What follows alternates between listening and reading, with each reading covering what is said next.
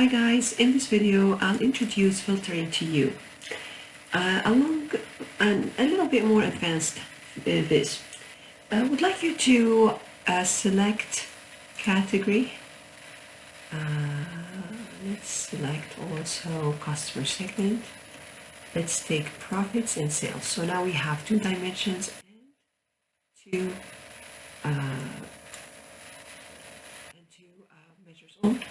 My apologies, I selected the dimensions before the measures.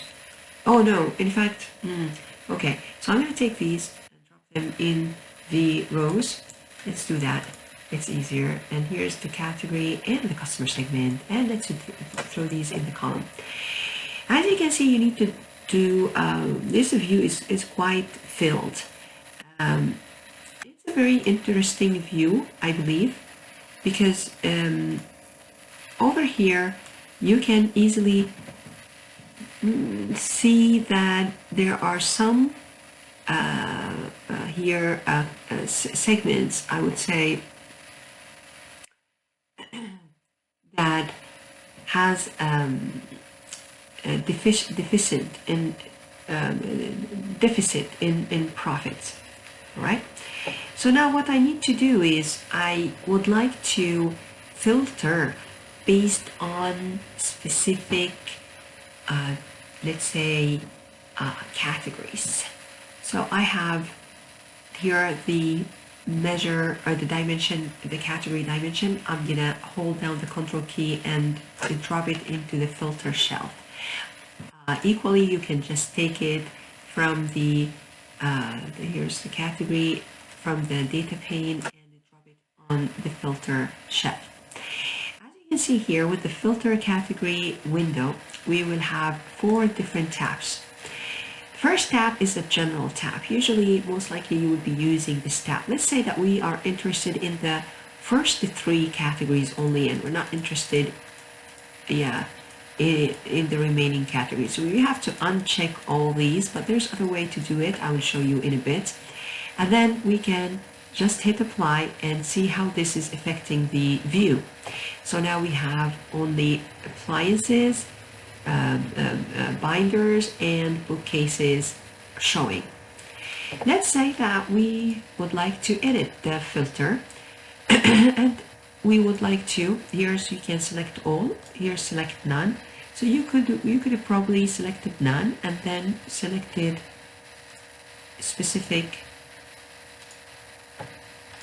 categories, as you can see here, or you can have none, select all, and you can exclude everything except the ones that you check. So the ones I'm checking are actually going to be showing on the view. Hit apply, take a look, tables. You see, even though they are unchecked, because here you have exclude is checked. Get the exclude unchecked and hit apply and see how this is different.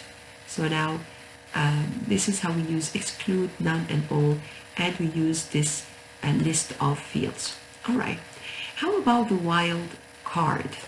Wildcard is an easy way to filter out, for example, all names starting with A or B. So you can say starting with A and apply. So we have 2. Oh, we have only appliances. Okay, how about C? We have multiple. We have computer, we have copiers, we have chairs. So this is quite interesting when you have also a phrase that contains a certain keyword or exact match. All right, we have also the condition. So you can filter out these all these fields under the category with a certain condition. Of course, the condition is going to be by a field. It's more a field. Let's say we would like, here it won't be really interesting, in fact.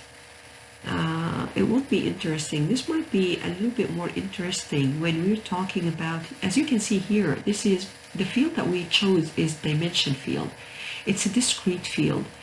So you can filter it out with another discrete field, With category, I can't see another discrete field that I can use as an interesting field. Well, for example, let's say that we have a region and the state, and yeah, you could sort out certain states, for example, in a certain or certain states belonging to certain regions and all that. For now, let's and accordingly, because this is a discrete dimension, we have only count, minimum, and maximum available. I will show you how to use this with measures. We have here the top 10. This is quite interesting because you can see the top 10. Okay, category count.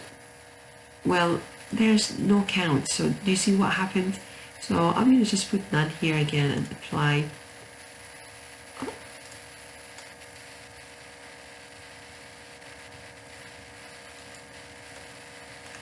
Okay, let's get rid of that. All right, so let's check how we can do so with profits. Here's the filtering with the profits. Filtering with the profits is going to start asking you which aggregation. Do you want to filter with all sum, average? You can choose whatever you want. Standard deviation, here's statistical attribute. And then range of values. So you can say, I would like to check all the categories that has a deficit, for example. And here we go.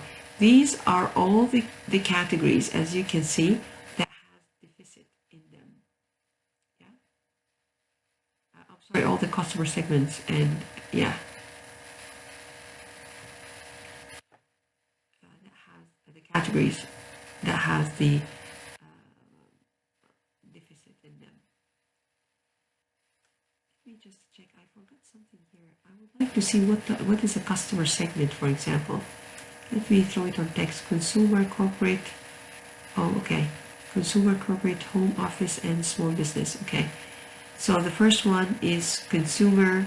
The second one is corporate. Then we have home office, and then the fourth one is small business. All right. Maybe it's a good practice if I just take the customer segment and add it to labels, but I'm not sure how. Yeah. Well, it doesn't look that great though. I'll show you later how to format this in a better way.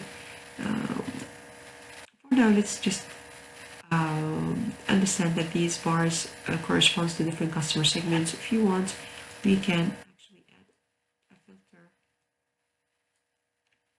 of the customer segment, and let's just focus on corporate and small business, for example.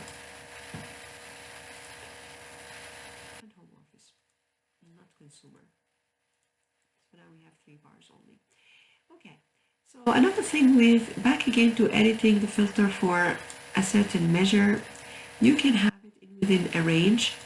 Let me just, here I cancel the range. Okay, good.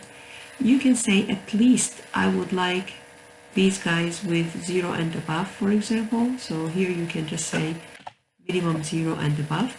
So this means the surplus, there's a surplus in their profit. So this is the exact opposite. You can just say at most a certain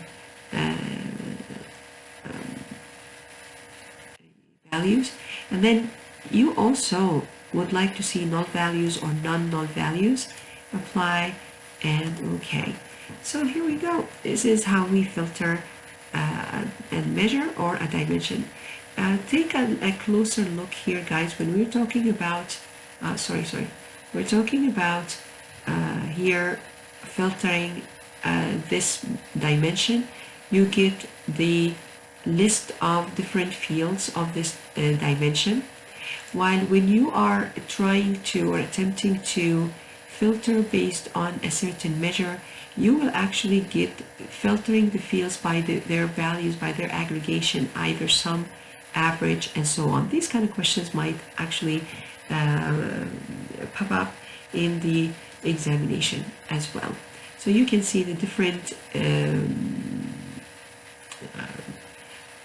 pop-up windows here, or dialog boxes for each. Get yourself accustomed to filtering. Try to filter this in a more appropriate manner. For example, just include consumer and maybe office home. and see how this will make a difference. All right, what if you would like to show only profit here? You can easily show that. What if you would like to add sales on the other side of the axis, like dual axis, have a profit here and have sales here? This is quite complicated. Maybe I should have done this in a different video, but over here, as you notice, guys, I can drop this here. So look what happens. This is what we call it a scatter plot, because you have it's not really scatter plot, but over here you can see how the marks are different. The marks are no longer the bar graphs. Let's see if I can still enforce the bar graphs. Yeah, I would like to enforce the bar graphs here, so you can see that profit is in blue and sales is in orange. So this is deficit to profit. This is here profits. I don't understand how a profit could be higher than sales. It's quite interesting, isn't it? And over here as well, how could sales be 9,000?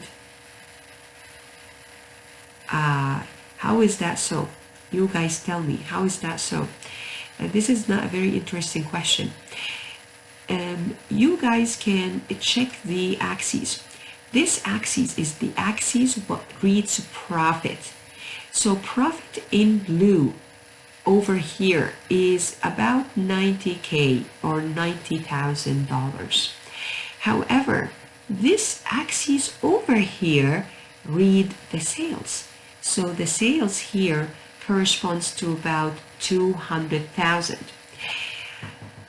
Now, if we want to align these two axes to look alike, we can do that. I'll show you how to do this in synchronizing axes, but this will look really, sometimes it will look okay, but sometimes it won't look good. But if you right click here and choose or select synchronized axes, you will synchronize the axes, so you won't have a misleading kind of marks on the viz. So this is something I wasn't anticipating in this video to teach, but it is quite interesting to see different ways of showing profits and sales.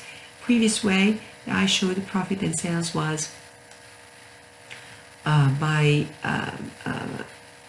dropping both of them into the rows column.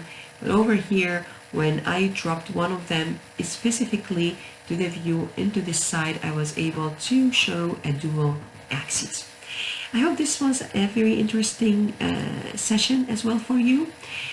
Would like you now to use the reminder of the class to follow the assignment.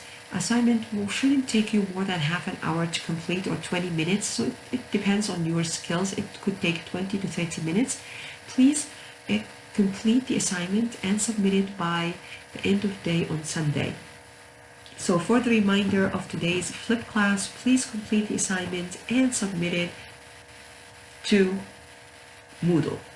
Thank you so much, guys. Please do not hesitate to contact me if you have any questions or concerns.